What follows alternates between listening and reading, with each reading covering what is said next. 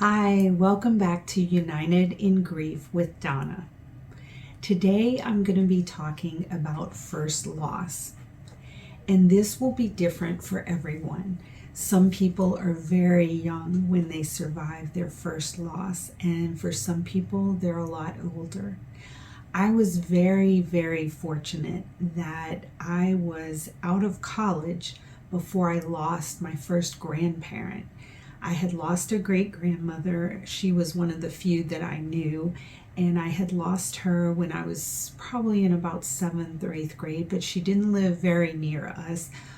So it was a little bit, she wasn't a part of my daily life. I loved her and I was so sad when she died, but like I said, she wasn't a part of my daily life. And my grandma Pearl, when she died, I was 24 years old. I had just graduated from college the year before. And right after I moved to New York City for a job, and not long after I got there, she got diagnosed with mesothelioma, and it was a stomach cancer. She had been exposed to asbestos when she was younger, and she got cancer, and she did okay in the beginning, had gone through chemo and just kind of struggled through that. It was a different time period, so chemo was a lot harder, I think, as far as like the nausea and all. They didn't really have drugs and stuff that helped counteract that then. And so she did struggle a lot, lost her hair. So while she was ill, she started getting worse. And so I was brand new working in New York, didn't have a lot of extra money. So I got a credit card and I would fly in to New Orleans, which is where I lived, where my family was from. And I would fly in to see her usually about every 2 months or so. And so racked up these, whopping credit card bills, but I didn't want to ever look back on it and say, oh, I didn't go see her as much as I could because I couldn't afford it. And so I tried to work that out. And I did get to see her often. And many times when I would go, I was her oldest living grandchild.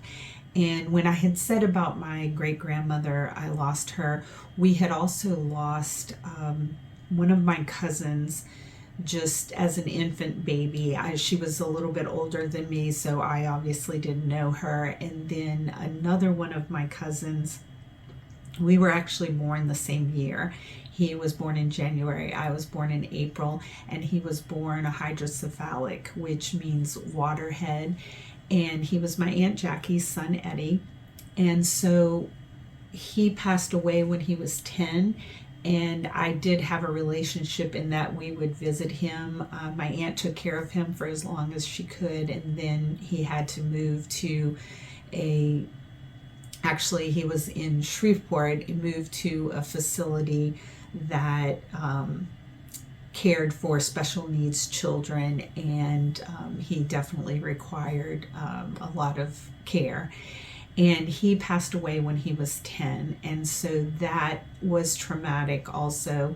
But I was very young at the time. We were the same age, and I wasn't able to go to the funeral. My mom didn't bring us to the funeral.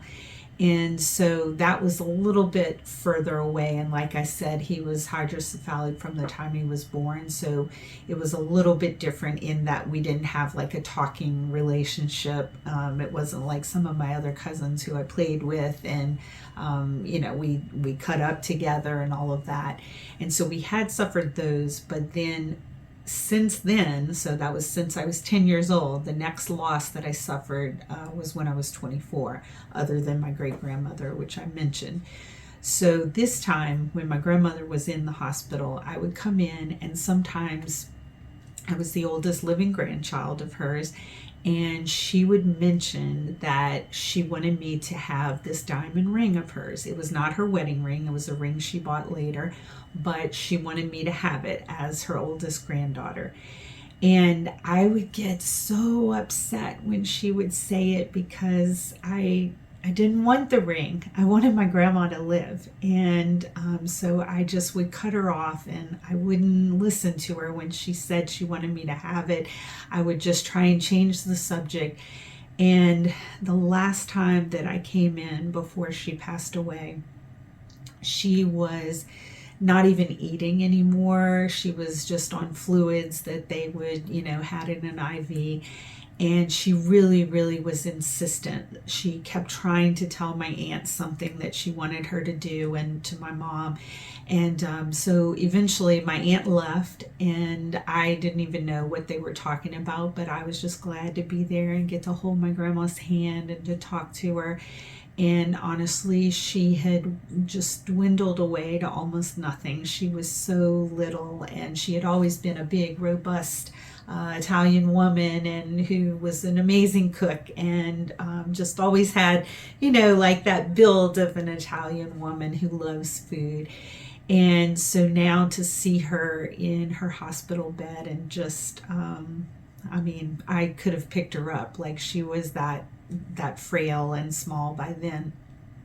And so my aunt comes back and she gives something to my grandma and whispers something to her. And so my grandma leans over and takes my hand, and she opens up my hand and she puts this tissue paper in my hand.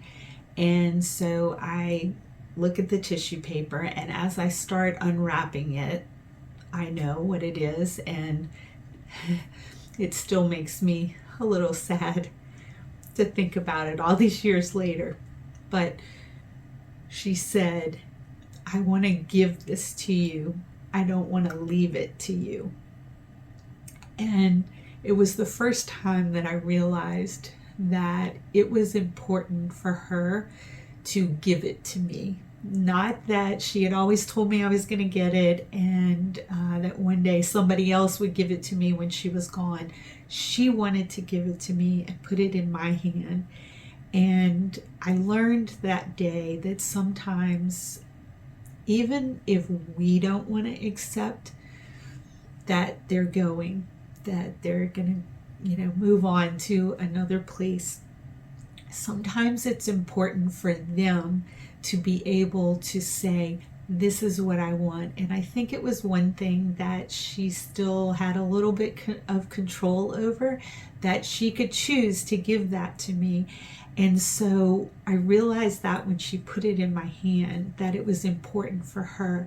And I can tell you this, that now it means so much more to me that she actually put that ring in my hand. And believe me, every time I wear that ring, I think of that. I think that her hand was the last one that touched that ring before it became mine. And I don't know, I guess I'm guilty of that, because I have other relatives. My aunt used to try and talk to us about what she was going to leave us when she was gone, and like physical things like a fur coat or something like that. And I just didn't want to talk about it. I don't know. I didn't want that in my head. I didn't want to think about them being gone. And it was very much like that with my grandmother. And I realized, though, it was a good lesson for me, because I realized that that was important for her. And because it was important for her, it became important for me that she was able to give that ring to me. And I treasure it. And every time I look at that ring, I know that she wanted me to have it and she gave it to me. So if you're ever in a situation like that, where someone is trying to give you something, or they want to talk about things that they want to leave you, or they want to give you before they die, let them do it, because it's obviously something that means a lot to them. And I think one day it's something that'll mean a lot to you too. And so in the end, my grandma was really suffering. She was in a lot of pain, and I certainly didn't want to see her in pain.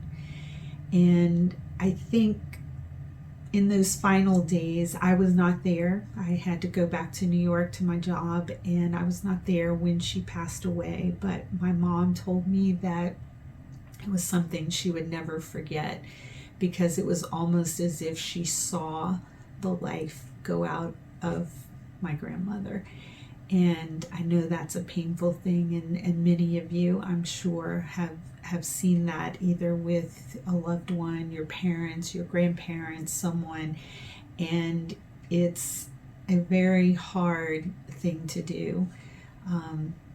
So I didn't get to see my grandmother again until her visitation, and at that point I was so grateful for all those times that I spent with her in the hospital, that I came in just for a day or 2 days of whatever my work schedule would allow. I was very thankful for those times that we had together, and I had no regrets. I told her how I felt about her. I told her I loved her. She told me she loved me, and so I didn't leave anything on the table, and I think that's important. A lot of people, I think, are scared of hospitals in general and won't go see someone when they're sick. But if they're willing to see you, then it's important for you to go. And, if you can't for whatever reason, then I think you just have to make peace with that and know that, you did what you could. Hopefully they know how you feel about them. And sometimes I think when someone's in the hospital like that and they're not ready to give up or they're not ready to go, then it's hard to have those conversations. But if they know and they've come to terms or come to peace, or at peace with the fact that they're, going on, everybody has different beliefs. I personally believe that you'll go on to heaven and that we have another life after this. And some people don't believe that, and that's okay. Like everybody has their own beliefs. But for me personally, I have to believe that I'm going to see my loved ones again in heaven. Otherwise, it's really hard for me to go on from day to day. And like I said, everybody is different, and you have to do what's right for you. And I hope that whatever that is, that you figure that out and you make peace with it. So I will be definitely sharing some more stories of loss, but today I just wanted to share that one. That was the first significant loss for me personally, because I saw my grandmother every day. Like when we were growing up, we spent lots of time. We hardly spent the night out anywhere else. My parents would leave us with either of our grandparents or our aunts. And so I was very close to her, and it was a tremendous loss for me. And she was, I believe she was 76 when she passed away. And now that I'm saying that, I'll have to check that to make sure. But she was in her 70s, and she seemed still young to me. Like I didn't think she was gonna go then. So anyway, that's all. I just wanted to share that. I hope that when you hear these videos, I hope that you will, I don't know, sometimes when you grieve, it's hard to express your feelings. But if you want to share in the comments below one of your first losses, if you want to share anything else, I would love to read them. I would love to read your comments or read about anything that you want. If you prefer not to share, then maybe you could just write in a journal or write on a piece of paper, or just, if you're by yourself, you could just talk to me on the screen. And it's not going to get to me if you're just talking to my videos, but hopefully it will help you to say some things out loud. And, like I said, if nobody else is in your house, you can just talk to the screen and it'll be like you're talking to me. And that would make me happy to know that I might be on the other end of your needing to get something out, I guess. And as I mentioned in my introduction video, I just want you to know that you're not alone. And I hope that anything that I say, I hope you can take a little bit of hope from something in order to go forward. And I'm going to close today. This is a poem. I thought it was appropriate because my grandmother was in a lot of pain at the end. I actually wrote this poem, so it's by me. But I didn't write it until years later, after my grandma died. This was written, though, for a friend of ours, a friend of my family, who had cancer. And I wrote this poem for his family, and I actually said it at his funeral. And in the years since, I have put it on bookmarks, and given it to people that I love when they lose someone, and it has provided comfort. And even to me, it's provided comfort for other losses that I've had in other years, recent years.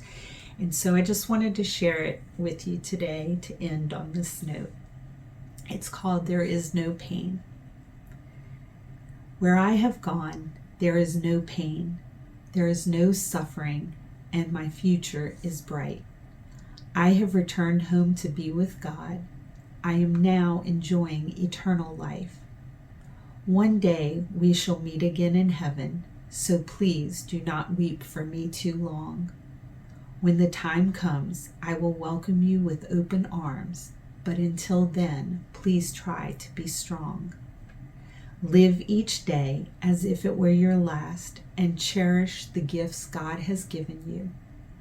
Have faith in God and have faith in each other, and that faith will help you to make it through. I will live on in each of you because of all the memories that we have shared that even death cannot sever. At times when you miss me and need me, look inside yourself, for I will be in your heart forever. I hope that provides a little comfort, a little peace for you today. And just remember that you are not alone, because we are united in grief. See you next time.